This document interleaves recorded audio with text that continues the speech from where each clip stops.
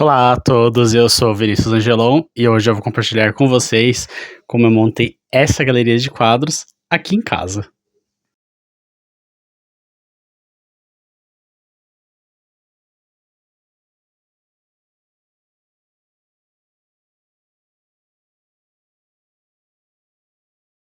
Antes de começar a apresentar os quadros e a montagem que eu fiz no meu quarto nesse vídeo, eu acho importante ressaltar que eu estou fazendo esse registro agora, porque vai haver uma modificação aqui em casa. Chegou um móvel novo em casa, a chegada desse móvel fez com que eu decidisse mudar algumas coisas de lugar, e essa motivação vem também já de um tempo em que eu adquiri alguns quadros em um bazar, e eles estão encostados num canto de casa, uma parede. Eles são quadros muito bonitos, e eu não quero mais que eles fiquem encostados, eu quero que eles fiquem à mostra em casa nas paredes. Então, eu vou mostrar para vocês como eu tenho hoje a organização das obras que eu tenho nas paredes, porque vai haver uma mudança em breve, e aí eu pretendo compartilhar novamente com vocês o resultado como vai ficar. Além dessa motivação da mudança, tem uma coisa que eu acho importante ressaltar, que eu particularmente nunca gostei de paredes nuas, paredes vazias, paredes sem obras expostas, porque eu acredito que os quadros, eles são o espaço que a gente tem para expor nossos gostos, os nossos interesses, as coisas que nós apreciamos na vida. Então, quadro, ele é um objeto que ele dá identidade na casa. A partir do momento que você expõe nas suas paredes coisas com que você se identifica, fotos de lugares que você conhece, cartazes de exposição que você visitou, ou alguma serigrafia que você comprou em uma feirinha, em algum lugar e você enquadra e põe na parede, quando você olha para esses objetos, você tende a lembrar desses momentos que você viveu. Então, você passa a ter uma noção de pertencimento nesse espaço. Você se identifica com ele. Você olha para ele e você se sente acolhido por ele. Ele representa você. Uma brincadeira que eu costumo fazer com meus amigos é que a minha casa é um museu de mim mesmo. E como todo museu tem muitos quadros, a minha casa também tem muitos quadros. E nesses quadros eu exponho uma série de artefatos, imagens de coisas que revelam a minha personalidade, o meu gosto. Então, quadros revelam a alma dos moradores da casa. Então, se eu puder dar uma dica a vocês que me acompanham vistam as paredes das suas casas com coisas que vocês gostam, com imagem que vocês apreciam, com coisas que vocês acumularam ao longo da vida e às vezes ficam guardadas em um armário, em uma gaveta e simplesmente você não tem contato, você não aprecia, você não convive com essas coisas. Vista a sua casa e vista a sua casa de você mesmo. Tendo dito essas coisas em relação à minha percepção sobre montar essa galeria de obras de arte em casa, porque sim, obra de arte não é só aquela que está sacralizada no museu ou vendida numa galeria. Qualquer representação de algo que nós entendemos como belo, como bonito, como algo que nos agrada, para nós é uma obra de arte e ela tem que estar nas paredes de casa. Agora eu vou virar a câmera e vou começar a mostrar para vocês quais foram os critérios que eu adotei na montagem da minha composição nas minhas paredes e falar um pouco da origem deles, como eu adquiri, como eles vieram. Uma coisa importante de salientar é que eu tenho uma quantidade muito grande de quadros, porque são peças que foram adquiridas ao longo de muitos anos. Eu compro essas peças desde que eu comecei a trabalhar, e isso já tem quase 20 anos, então são peças acumuladas ao longo de muito tempo. Fica muito caro e muitas vezes inacessível para você montar uma composição desse tamanho com essa quantidade de peças de uma vez só. E particularmente, eu acredito que a galeria que é montada ao longo do tempo, ela tende a representar muito mais você, porque ela vai trazer coisas que você foi adquirindo ao longo da sua jornada. Frequentando espaços, adquirindo lugares, em viagens, ou até mesmo peças que você herda da sua família, que vieram da casa de pais, de tios, de avós, ou até mesmo peças presenteadas por amigos. E você vai um pouco preenchendo as paredes da sua casa com esse universo de imagens que representam você e que contam um pouco da sua história.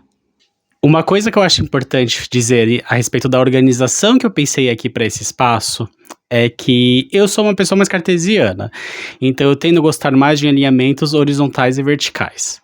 Apesar de hoje em dia estar muito na moda aquelas composições com quadros de diversas molduras diferentes, tamanhos e cores, e eu adote aqui também esse padrão de ter molduras diferentes, eu ainda prefiro que algumas tenham pares, trios, organizados com molduras parecidas. e sempre dispostas na parede a partir dessas linearidades. Uma das coisas que ajudou a organizar essas peças aqui na parede foi uma pintura que eu fiz em um determinado momento, em que eu dividi o quarto a partir de uma certa altura, e essa pintura foi pensada exatamente para a disposição desses quadros. Eu levei essa cor mais escura, esse cinza, até uma altura que permitia que eu alinhasse alguns quadros maiores em cima e alguns outros embaixo. E esse foi o meu critério de organização deles na parede. Esses quadros foram trazidos para casa em inúmeras levas.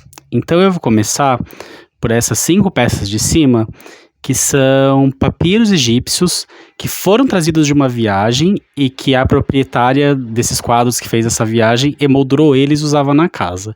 Essas 5 peças eu adquiri no Marketplace do Facebook, e a forma que eu pensei em dispor elas foi colocando o quadro maior aqui e os 4 menores do lado, alinhando eles por baixo e por cima. Ao lado, eu tenho essas 3 peças menores, que são pinturas de cidades históricas mineiras brasileiras e que foram emolduradas com uma madeira de demolição, uma madeira mais rústica, inclusive parte delas já tem alguns descascadinhos, mas eu acho interessante porque elas trazem essa referência, né, da pátina do tempo, né, esse apelo histórico na moldura do quadro. E eu acho legal porque justamente essa moldura de madeira mais rústica contrapõe a madeira dos quadros do lado dos papiros egípcios, que são mais lisos, envernizados, que são mais perfeitinhos. Logo abaixo, eu tenho esse quadro, que é um cartaz de uma exposição de gravura japonesa, que aconteceu na cidade de Salzburg, na Áustria, e ele veio de uma leva de pôsteres que eu encontrei em um bazar de uma igreja próximo de casa, que tinha cartaz de inúmeras exposições pelo mundo. E eu achei bem interessante, porque eu acredito que fosse de algum viajante, alguma pessoa muito interessada em arte, que deve ter reunido todos esses cartazes, e a partir de um momento não queria mais e acabou se livrando dela. Aqui no meio eu tenho um outro cartaz, no caso de um evento, da Festa do Vinho, no caso a maior festa do vinho do mundo, como diz o cartaz, que acontece nas segundos e terceiros finais de semana de setembro, em Bad Dürkheim, uma cidade na Alemanha, na Rota do Vinho. E esse pôster é um vestígio de adolescência da fase que eu estudei alemão e que eu frequentava sazonalmente o Centro de Turismo Alemão, ficava na Granja Julieta, em São Paulo, e eles concediam pôsteres para estudantes fazer trabalhos de pesquisa, de estudo, e é um dos pôsteres que eu tinha dessa coleção. E quando eu, já na faculdade de História da Arte, me interessei pelo modernismo, eu passei a gostar dessa estética mais limpa, dessas linhas mais apuradas, e eu acabei adquirindo essa moldura depois, e na internet também, no Marketplace do Facebook, e acabei enquadrando ele e deixando aí. Ao lado, nós temos 4 quadros, sendo que 2 são molduras que um amigo estava descartando e ele me deu de presente, e eu coloquei 2 fotos de São Paulo Antiga, que vieram em uma revista como brinde. Uma é do Parque da Luz, no início do século 20, e a outra é a esquina da rua 15 de novembro com a rua direita. É uma perspectiva importante da cidade que caracteriza um dos vértices do triângulo histórico do centro de São Paulo. E logo abaixo eu tenho 2 quadrinhos que foram garimpados em uma feira de antiguidade, que são 2 pinturas que representam o Japão. Em ambas a gente vê o Monte Fuji ao fundo, e ambas têm um barquinho, as árvores, né, os pinheiros típicos do Japão, e aí uma vegetação avermelhada, amarelada, típica da floresta temperada, né. Então, como vocês podem ver aqui, a gente tem alguns agrupamentos, né, tem o primeiro agrupamento de quadros que representam os papiros egípcios, ao lado tem um segundo agrupamento que representa as cidades históricas, depois nós temos 2 cartazes de exposições e eventos, e ao lado 2 fotos em preto e branco do Centro Histórico de São Paulo e 2 pinturas japonesas.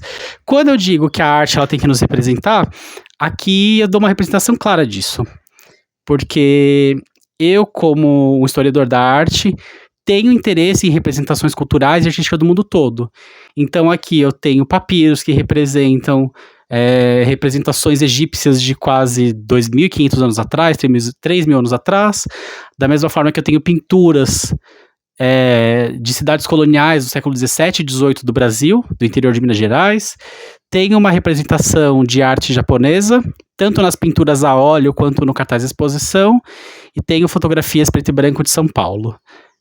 Temos diversos momentos em diversas técnicas representadas aqui.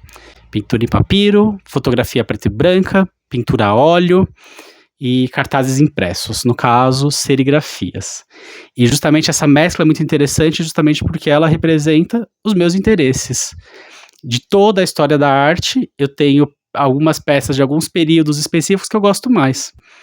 As cidades históricas de Minas eu conheci, São Paulo é a cidade que eu estudei no meu mestrado, e arte japonesa foi uma das representações artísticas que mais me interessaram e por qual eu me apaixonei durante a graduação em História da Arte.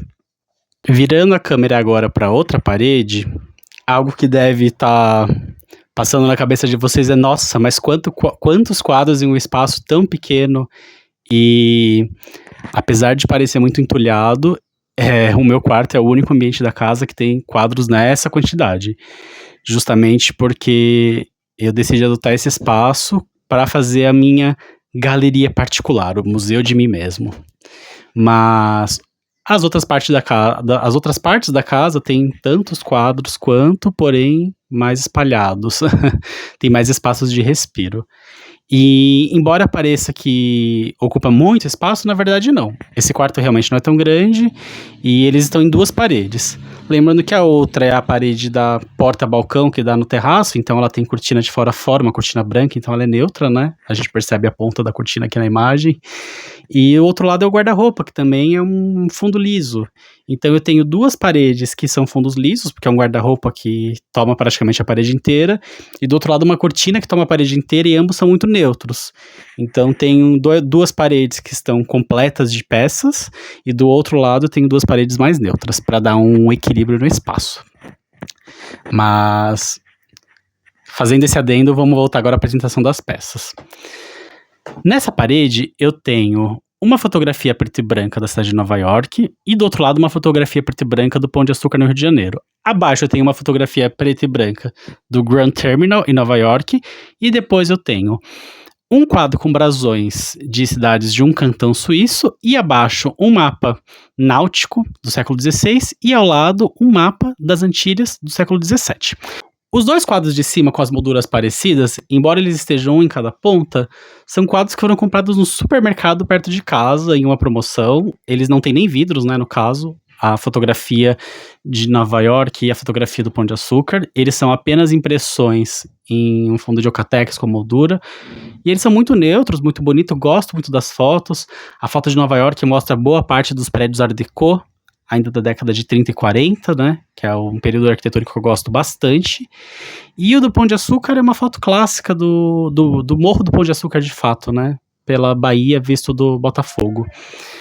Ao meio, esse quadro que tem os cantões suíços foi um achado, é uma imagem que não é muito comum e foi garimpada em uma feira de antiguidades. No canto inferior direito, essa foto do Grand Terminal em Nova York, também uma foto muito bonita, em preto e branca, foi uma foto um quadro que eu encontrei na internet, também no marketplace do Facebook, foi um garimpo. Os 2 quadros dos 2 mapas, tanto do século XVII quanto do século XVI, foram 2 mapas que foram adquiridos também em uma feira de antiguidades, foram garimpos e eu acredito que pelas apresentações que eu estou fazendo a vocês, fica claro que feiras de antiguidades, bazares de igreja são excelentes lugares para adquirirem quadros por preços muito acessíveis. Afinal de contas, um quadro hoje, nessa medida com 2 peças de vidro, que é o caso dessa montagem, a gente tem a moldura com 2 peças de vidro e a gravura no meio, um quadro desse hoje não vai custar, numa vidraçaria, numa loja que faz quadro, pelo menos uns 400, 500 reais. Aqui eu tenho a peça com a fotografia já e custou 1/3 desse valor. Os mapas eu acho muito legais porque eles mostram esse período das navegações, do desbravar dos mares, eu acho bem legal. E os brasões suíços, mais uma vez, tem a ver com um interesse meu de adolescência, né? Eu estudei alemão durante muitos anos, eu fui professor de alemão durante muitos anos, e a cultura germânica me atrai muito. E eu particularmente gosto muito dessas imagens, desses brasões, porque é um resquício medieval muito interessante. A Suíça tem uma administração política muito diferente da nossa, né? Eles têm vários cantões, que seriam microestados, comparando uma realidade próxima à nossa, e cada um desses cantões tem várias cidades, e as cidades têm brasões. E nesses brasões nós vemos diversos símbolos que representariam essas cidades.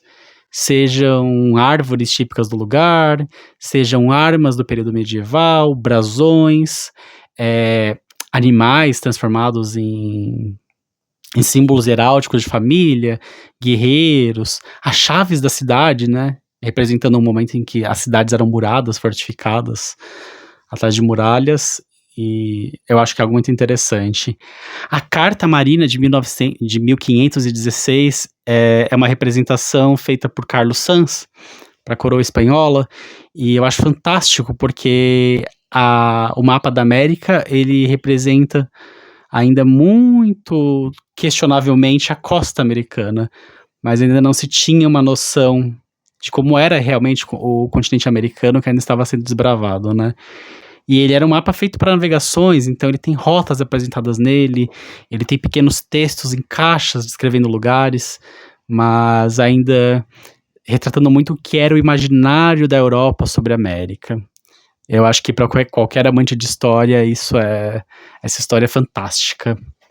E o próprio quadro que representa o mapa do Caribe, das Antilhas, ele é muito interessante porque a gente tem já um desenho mais apurado das ilhas, que foi por onde o Colombo chegou na América, né, conhecendo ali parte do Caribe, e a gente tem a representação do barco no mapa. E no canto do mapa, onde tem a legenda explicando o que era o local, né, descrito nesse mapa como Índias Ocidentais e Caribe, você tem todo um acabamento floral em torno do texto, um capricho na letra que é muito bonito. E é interessante porque esses dois quadros dos mapas, eles já estão mais amarelados, eles já estão mais esmaecidos, mais escuros, porque eles foram feitos em um papel que teve esse desgaste do tempo. E é perceptível, se aproximando dos quadros, ver que eles foram desenhados a nanquim. Então, como eu não poderia julgar que é um trabalho de arte, um desenho feito com uma caneta bico de pena e o nanquim, um desenho muito delicado, num quadro pequeno que tem muitas linhas, muitas informações, e que não tem um borrado, não tem um manchado, e você percebe no papel que tem o relevo feito pela caneta. Como eu disse a vocês no começo do vídeo, essa apresentação que eu fiz agora, ela ficará de registro por um processo de mudanças que ocorrerá nesse espaço. Parte desses quadros sairá das paredes, e uma coisa que eu acho interessante da gente pensar, eu aproveitei muito essas paredes dessa forma. Elas já estão assim há 5 anos, e precisa de uma manutenção, obviamente, e toda vez que a casa precisa de uma manutenção, eu gosto de fazer uma mudança, porque eu acho que a mudança ela traz novos ares, ela traz uma nova perspectiva do espaço, e então toda vez que há necessidade dessa manutenção, eu acho interessante fazer essa mudança também estética. Nem todas as peças que ficam aqui precisarão me acompanhar pro resto da vida. Algumas têm valor mais afetivo. Peças que eu garimpei em feiras, em bazares. Algumas outras, como essas que eu comprei em mercados, ou até que eu garimpei no marketplace do Facebook, são peças que na época eu gostava muito. Eu tinha muito menos quadro, então na época elas faziam mais sentido, elas preenchiam mais espaço. Mas agora que eu garimpei outras peças, achei outras que eu tenho muito mais interesse, elas se tornaram supérfluas. E eu quero dar espaço para as coisas novas. E quando nós tiramos o velho, nós damos espaço para o novo ocupar a nossa vida. Então, algumas vão embora, vão ter diversos destinos, vão ser vendidas, presenteadas e afins, e outras ocuparão espaço e trarão novas memórias desse espaço, construirão uma nova noção de pertencimento, terão novas lembranças dos lugares que elas foram adquiridas, dos caminhos que elas percorreram para chegar aqui na minha casa, e eu acho que esse é o legal da casa, que nós nunca paramos de mudar. E se nós nunca paramos de mudar, por que a casa, que é o espaço que nos veste, ficaria estática e não passaria por mudança alguma também? Eu tinha a intenção de mostrar ainda nesse vídeo os quadros que eu tenho na sala de casa. Porém, eu tenho uma quantidade considerável também, e querendo apresentar as histórias dessas peças para vocês, ficaria um vídeo muito extenso. Então, eu vou encerrar esse vídeo por aqui, vou gravar um outro, onde eu contarei a história das peças que estão na sala de casa, que também passarão por uma modificação, e eu compartilhei em breve com vocês também. Eu espero que esse vídeo sirva de inspiração para vocês também montarem na casa de vocês uma galeria de quadros. Eu termino esse vídeo por aqui, e nós nos vemos no próximo vídeo. Até mais.